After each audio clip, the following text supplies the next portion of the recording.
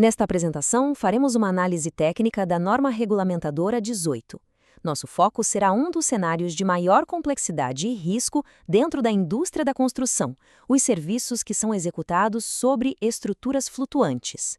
Veremos como o planejamento e a gestão sistêmica são absolutamente cruciais para a prevenção de acidentes nesse tipo de ambiente. Bem, é um fato conhecido que a indústria da construção, apesar de sua importância fundamental para a economia, enfrenta um desafio histórico. Conforme diversos estudos apontam, o elevado número de acidentes e doenças do trabalho nesse setor, isso tudo evidencia uma necessidade crítica de se ter uma regulamentação que seja robusta e, claro, uma aplicação rigorosa dos preceitos de segurança. A nossa análise seguirá uma estrutura lógica. Nós partiremos dos objetivos gerais da NR18, passaremos pelo gerenciamento de riscos com o PGR e pela capacitação. Em seguida, vamos aplicar esses conceitos no nosso estudo de casos sobre flutuantes para, ao final, chegarmos a uma síntese sobre a importância do planejamento. Começando então pelo nosso primeiro tópico. É fundamental que se compreenda que a NR18 vai muito além de uma simples lista de obrigações.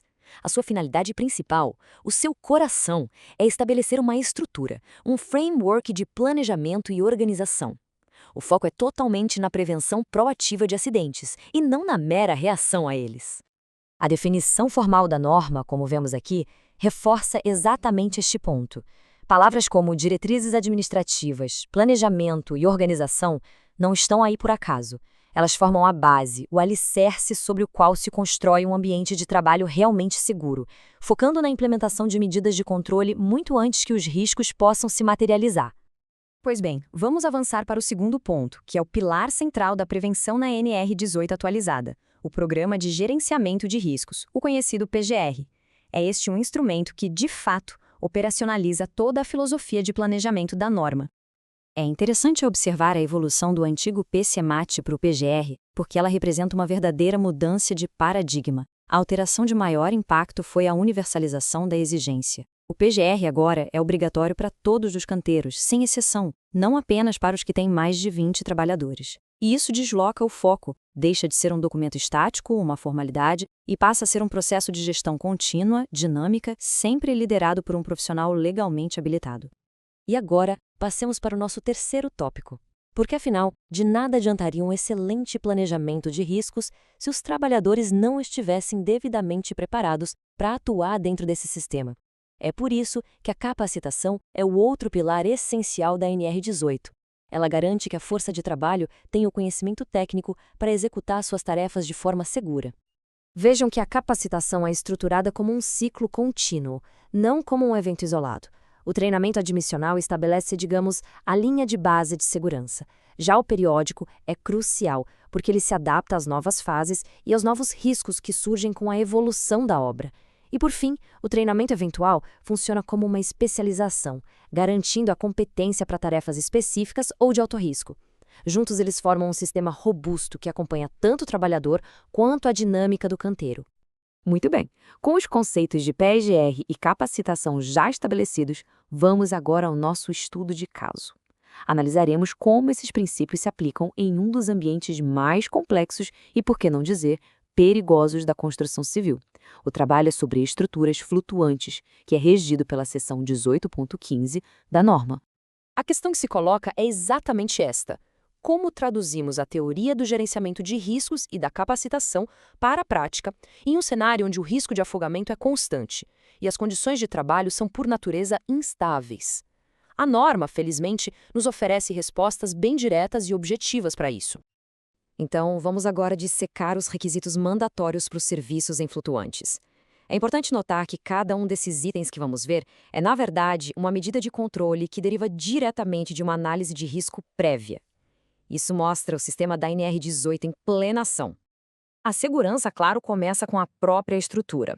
A norma exige que a plataforma seja legalmente registrada, o que já implica em vistorias e conformidade técnica. Exige também proteções físicas, como o guarda-corpo para prevenir quedas e superfícies antiderrapantes para mitigar escorregões.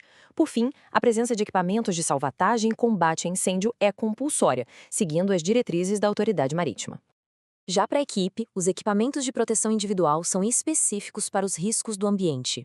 O uso de colete salva-vidas homologado é inegociável. E notem a especificidade. Para trabalhos a quente, o colete deve ser do tipo retardante a chamas. É uma medida de controle para um risco combinado. As botas com elástico lateral facilitam a remoção rápida em caso de queda na água e a iluminação estanque garante a segurança em operações noturnas. E aqui temos um ponto que demonstra o nível de detalhamento e a preocupação da norma.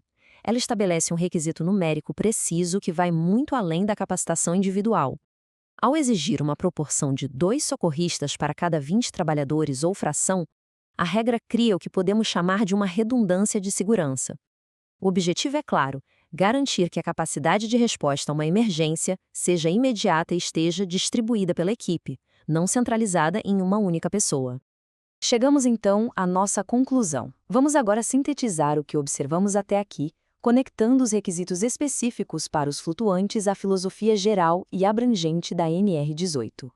O ponto crucial a ser entendido é este: as regras para flutuantes não são arbitrárias ou isoladas. Elas são a materialização do processo da NR18. A análise de risco feita através do PGR identifica os perigos evidentes, como afogamento e incêndio. Isso, por sua vez, leva à definição de medidas de controle, como o guarda-corpo e os extintores. E, por fim, a capacitação prepara a equipe para utilizar essas medidas e, claro, agir corretamente em uma emergência. É um sistema integrado. Portanto, a principal lição que se extrai desta análise é que a segurança na construção civil moderna, conforme delineada pela NR18, é fundamentalmente sobre prevenção sistêmica. Trata-se de projetar e de implementar um sistema de trabalho que, pela sua própria natureza, pela sua própria concepção, minimize a probabilidade da ocorrência de acidentes. Para finalizar, fica uma reflexão. Vimos como a estrutura da NR18 se aplica de forma eficaz aos serviços flutuantes. Mas qual outro cenário de alto risco, como por exemplo escavações, trabalhos em altura ou a montagem de grandes estruturas, poderia ser analisado sob este mesmo prisma de planejamento e capacitação? A verdadeira força da norma reside exatamente na universalidade deste método preventivo.